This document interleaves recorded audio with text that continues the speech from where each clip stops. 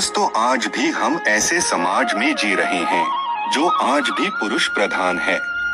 आज भी जब लड़की का जन्म होता है तो अधिकतर घरों में मायूसी छा जाती है।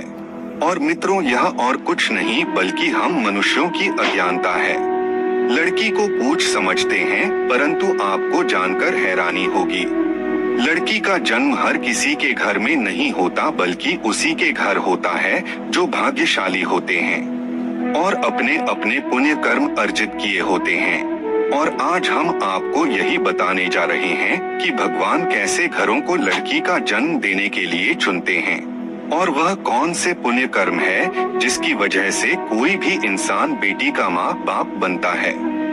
दोस्तों, एक बार भगवान श्री कृष्ण से अर्जुन पूछते हैं कि माधव, किन कर्मों के कारण किसी के घर पुत्री धन की प्राप्ति होती है, अर्थात कैसे घरों में बेटियों का जन्म होता है। तब श्री कृष्ण अर्जुन से कहते हैं, हे पार्थ, अगर किसी के घर बेटे भाग्य से होते हैं तो बिटिया सौभाग्य से, और जो भी स्त्री या पुरुष अपने पूर्व जन्म में पुण्य कार्य अर्जित किए होते हैं उन्हें ही एक बेटी के माता पिता होने का सौभाग्य प्राप्त होता है। बेटियों को जन्म के लिए उन्हीं घरों को चुना जाता है जो बेटियों का भार सहन कर सके, क्योंकि तीनों लोकों में स्त्री अर्थात बेटियां ही ऐसी होती है जिसका भार हर कोई सहन नहीं कर सकता। वह बेटियां ही होती हैं जो इस सृष्टि को निरंतर चलाएं, मान होने के लिए अपना सर्वस्व निछावर कर देती हैं। हे अर्जुन, पर जिस दिन इस सृष्टि में बेटियों का जन्म लेना रुक जाएगा उस दिन सृष्टि भी है और धीरे धीरे इस सृष्टि का अंत हो जाएगा। मित्रों, भगवान श्री कृष्ण के इन बातों पर गौर किया जाए तो उनका कहा बिल्कुल सही है, क्योंकि बेटियां अगर नहीं होंगी तो किसी का भी वंश आगे नहीं बढ़ सकता। दोस्तों, आपने भी कई लोगों को कहते सुना होगा कि जिस घर में बेटी का जन्म होता है वह घर स्वर्ग के समान होता है, क्योंकि बेटा तो केवल एक कुल को रोशन करता है, बेटियां तो दो कुलों को रोशन करती है। माता पिता के घर वो बेटी के रूप में अपने उत्तरदायित्व का निर्वहन करती हैं, तो ससुराल आकर एक बहू के रूप में सारे कर्तव्यों का पालन करती हैं। दोस्तों, आजकल आप सुनते ही हो, बेटियां बहू परिवार में किसी के मर जाने पर उसका वर्णन नहीं कर सकते, लेकिन यह बिल्कुल भी सही नहीं है, क्योंकि रामायण में बताया गया है कि प्रभु श्री राम के पिता राजा दशरथ की मृत्यु हो गई तो माता सीता अर्थात राजा दशरथ की बहू ने ही उनका पिंडदान किया था, जिससे उन्हें जन्म मरण के चक्र से मुक्ति मिल गई थी। इतना ही नहीं, हिंदू धर्म शास्त्रों में बताया गया है कि बेटियां भी अपने पिता के नाम का पिंडदान कर सकती हैं।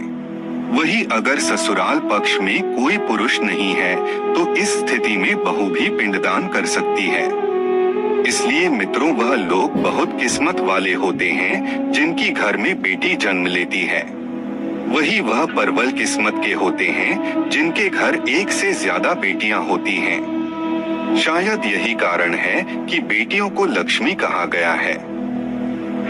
दोस्तों, बहुत से लोगों की सोच यही होती है, बेटी है तो बिना समय गवाएं और इस पर पढ़ाई में पैसे लगाएं, जल्द से जल्द शादी कर दो। लेकिन यह सोच एक बेटी के भविष्य को बर्बाद कर देती है। जरा सोचिए, एक बच्ची के मन में कितने सपने होते हैं, उसे कुछ करना है लेकिन यह सपने सिर्फ सपने ही रह जाते हैं। इसलिए अपनी बेटियों को सपने पूरे करने देना चाहिए। उन्हें जीवन में हर वह खुशी दे जो उन्हें मिलनी चाहिए। एक बेटे से ज्यादा एक बेटी हमेशा अपने माता पिता के लिए सोचती है। माता पिता को प्यार और अपनापन बेटी ही दिखा सकती है। बेटी के जन्म को एक जश्न की तरह मनाना चाहिए। माता पिता को बेटी को हमेशा एहसास दिलाना चाहिए कितने खास है बेटी है। मित्रों, बेटी कभी भी बाप पर बोझ नहीं होती, वह सिर्फ अपनी और अपने परिवार की किस्मत बनाने के लिए जन्म लेती है। एक कथा के अनुसार दो मित्र लंबे समय के बाद एक दूसरे से मिले। एक दोस्त ने दूसरे से उसका हाल पूछा तो जवाब में उसने कहा कि मेरे हाल तो एकदम बढ़िया है, और हो भी क्यों ना मेरे 2 बेटे जो है। तभी वह अपने दोस्त से पूछता है कि तेरे घर में कितने बच्चे हैं। दोस्त खुशी के साथ बताता है कि मेरे घर में 2 बेटियां हैं। उसका दोस्त भगवान का शुक्रिया अदा करता हुआ कहता है कि मैं धन्य हूँ कि मेरे घर बेटियां नहीं हैं। यह सुनकर पिता की आंखों में आंसू आ गए। तभी उसकी बेटी पिता के मित्र से कहती है कि अंकल, भगवान हमेशा भाग्यवान को ही बेटी देते हैं, कभी गरीब को बेटी के रूप में माता लक्ष्मी नहीं देते। भगवान उसी को पुत्री का सुख देते हैं जिसके अंदर पालने की सामर्थ्यता होती है, जो गरीब होकर भी अपनी बेटी को पाल सकता है। एक बार स्वामी विवेकानंद वैष्णो देवी की सीढ़ियां चढ़ रहे थे। बगल से किसान अपनी बेटी को कंधे में बिठाए चढ़ाई चल रहा था। तभी स्वामी विवेकानंद ने कहा कि बाबा, आपकी बेटी का बोझा आपको लग रहा होगा, इसको मैं उठा लेता हूँ और माता वैष्णो के दरबार तक ले चलता हूँ। सबके सामने स्वामी विवेकानंद से कहा कि बेटी कभी भी बाप के कंधे पर बोझ नहीं होती। बेटियां अगर बाप के कंधे पर हो तो वह हर बोझ को हल्का कर देती है। मित्रों, बेटियां कभी भी धन की भूखी नहीं होती, वो सिर्फ मान और सम्मान की भूखी होती है। कौन सा कर्म करने से बेटी के रूप में जन्म लेते हैं? अब सोचने वाली बात है कि कौन सी कर्म के बाद आप किसी के घर लड़की के रूप में जन्म लेते हैं और उनके घर के लिए लक्ष्मी का रूप साबित होते हैं। गरुड़ पुराण में बताया गया है कि जब आत्मा को नया जन्म मिलता है तब आत्मा को शरीर के अनुसार व्यवहार में चलकर अपने कर्म करने होते हैं।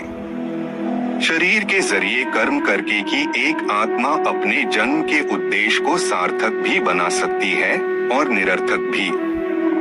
यदि कोई पुरुष महिलाओं का आचरण करता है, स्वभाव में महिलाओं वाली आदतें ले आता है या वही काम करना चाहता है जो एक महिला को करना चाहिए, तो ऐसे ही पुरुषों का आत्म स्त्री का शरीर धारण करती है। वही गरुड़ पुराण में बताया गया है, यदि कोई व्यक्ति मृत्यु के अंतिम क्षण में किसी स्त्री को याद करते हुए प्राण त्यागता है तो वह अगले जन्म स्त्री के रूप में जन्म लेता है। वही अगर वह अंतिम क्षण में परमेश्वर का नाम लेता है तो वह मुक्ति के मार्ग पर अग्रसर हो जाता है। तो मित्रों, उम्मीद करते हैं आपको हमारी आज की ये वीडियो पसंद आई होगी। यदि हाँ तो नीचे कमेंट करके जरूर बताएं, और ऐसी ही और भी आध्यात्मिक और धार्मिक जानकारी के लिए हमारे YouTube चैनल को सब्सक्राइब करना मत भूलिएगा। धन्यवाद।